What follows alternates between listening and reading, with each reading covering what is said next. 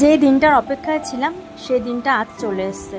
আজ এতগুলো মাসের এত অক্লান্ত পরিশ্রমের সেই দিন, যেদিন আমরা আজকে যাচ্ছি বিদ্রোহী কবি কাজী নজরুল ইসলামের ১২৫তম জন্মশতবার্ষিকী উপলক্ষে ইউনিভার্সিটি ইনস্টিটিউট হলে। তো এই যে সেই দিদি, যেই দিদির অনুপ্রেরণায় আমরা অনুপ্রাণিত হয়ে এতগুলো শিল্পী, ১৫৬ জন শিল্পী সেখানে অনুষ্ঠান করতে চলেছি। আমার তো সৌভাগ্য যে আমি এরকম একটা প্ল্যাটফর্ম পেয়েছি।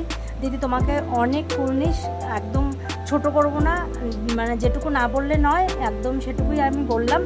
আর এখানে সমী মানে আমার দিদির মেয়ে কিন্তু গান করছে, আর ওয়েদারটা এত সুন্দর, তার মধ্যে এসি বাস, দারুণ লাগছে এবং খুব পরিমাণে এক্সাইটেড হয়ে রয়েছি যে কি হবে কি হবে না, এরকম একটা, বুঝতে পারছো তো। বহুদিন পর স্টেজ পারফরমেন্স করব। তো তনুশ্রীতে এখানে তনুশ্রীদের কলিগের কাছে সাজছে, আমাকেও কিছুটা সাজিয়ে দিয়েছে। আর আমি তো বাড়িতে তোমরা দেখিয়েছো অলরেডি পুরো সেজে এসেছি। তো কেমন লাগলো বলো অবশ্যই। আর আজকে যে ভিডিওটা পাচ্ছ এটা কিন্তু অলরেডি হয়ে গেছে।